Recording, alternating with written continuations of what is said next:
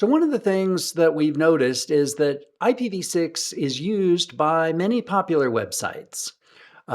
Just like IPv6 usage has been increasing, albeit slowly, over the past 15 years, we see that the number of websites using IPv6 has also increased. This started way back even before World IPv6 Day on June 8th, 2011. And this past Saturday was the 14th anniversary of World IPv6 launch, which was June 6th, 2012. So we're now observing that IPv6 has surpassed IPv4 to become the most popular internet protocol, and we see that websites and more popular websites are starting to use IPv6 or have been using IPv6 over the past decades. So W3Techs tracks the usage of technologies and protocols used by websites around the world. And, they are tracking, the use of IPv6 by websites and ranking them in their graph, based on popularity. So from this graph, we can definitely see that, the top 1,000 websites, most of them are using IPv6. Now, overall, for 1 million websites, only 43% of websites, use IPv6.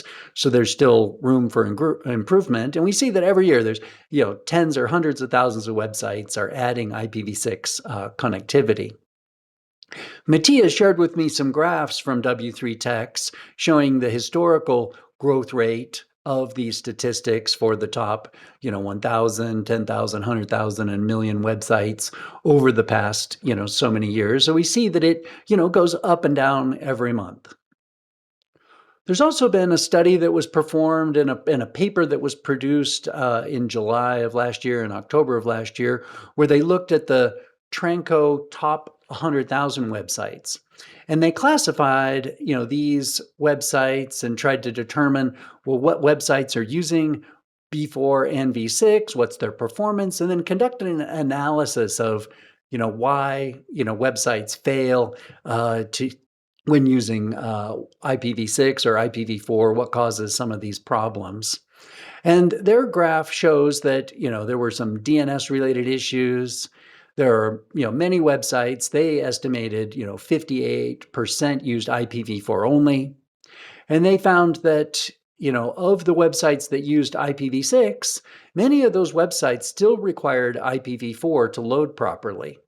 And only 12% actually worked IPv6 only and were fully IPv6 capable. So these experts also gave a presentation towards a non-binary view of IPv6 adoption at the recent NANOG 97 conference on June 2nd. So the moral of the story here is that if you're IPv6 enabling your website, you want to make sure that all of it works with IPv6 or IP, and make sure that it doesn't have IPv4 dependencies. So this study was produced and published. This paper was published March of 2026. Basically, they found that 71% of the top 100 websites worked with IPv6, but they also found that, there were many websites that published a Quad A, but then in their DNS, forward lookup zone files, but then they failed reachability tests due to misconfiguration or firewall policies and things like that. So we want to, make our websites v6 enabled, and we want to avoid these types of mishaps. But we can definitely see the more popular a website is, the more likely it is going to be using IPv6. And if you want your website to be popular, you would want it to use IPv6. So I wrote this article recently saying how you can make your website faster with IPv6.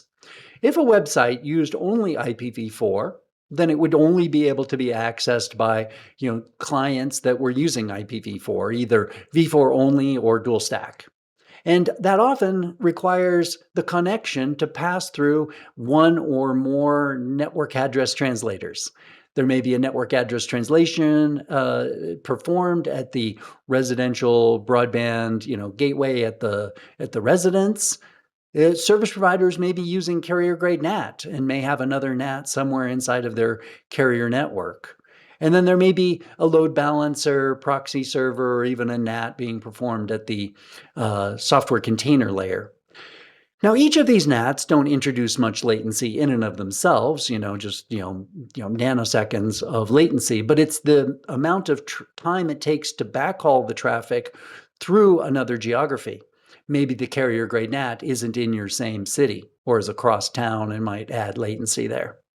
So that's what happens when sites are connected over IPv4.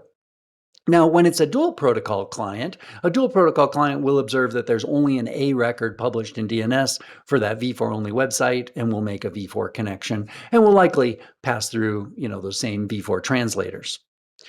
Now, in case number 2 that I wrote about, when it is a client like a mobile phone that is using IPv6 and may even be an IPv6 only device, in order for that device to reach a v4 only website, they need to either go through a process of DNS6.4 address synthesis and then go through a NAT6.4, a stateful NAT6.4, and that might be somewhere inside of the enterprise or within the service provider network.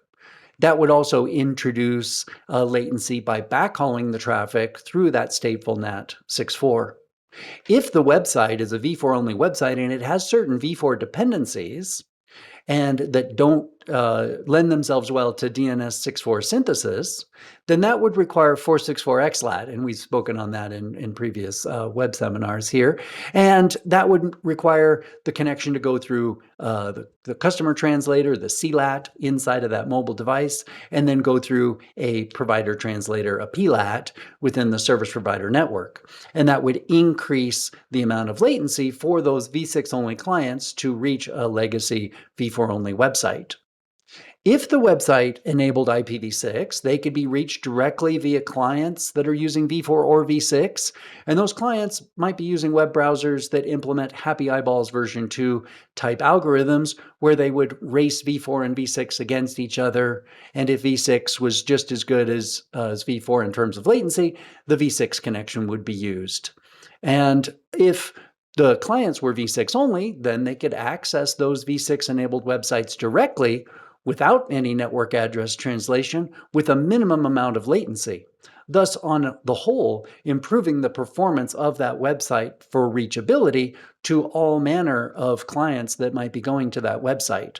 So if you have a popular website, you want to make it more popular and you want to make it faster and improve end user experience, avoid the delays and backhaul that would be used for v4 NATs or for v6 only clients going through translators like a stateful NAT 6.4 or a PLAT, then you would want to v6 enable the website. And you would also want to make sure that website used IPv6 directly and avoided any IPv4 dependencies. So any mobile service provider connecting their subscribers and provisioning them as v6 only devices, these would be Android and Apple devices. They could be v6 only devices, and you want them to be able to connect the most direct way. And we see that, the APNIC, measures round trip time comparison of different countries. And we can see, different countries, the round trip time that they calculate the round trip time of a TCP connection over v6, and they subtract the round trip time of an IPv4 TCP connection. If v6 has a lower number of milliseconds, then it produces, and v4 has a higher number of milliseconds for the round trip time, then it provides a negative number of milliseconds that v6 is faster. So here we see, different countries have different amounts of, performance that are, number of milliseconds faster. So depending on where you measure, you can see it can be, 5 to 10 milliseconds faster per round trip time. And even though we have HTTP 2 and multiple objects can be fetched in a single connection, there are still many round trip times produced by many of the world's websites, and we can see that they track this round trip time difference over the course of the years, and they see that it can be IPv6 on the whole performs better than IPv4. So IPv6 on average performs better than IPv4.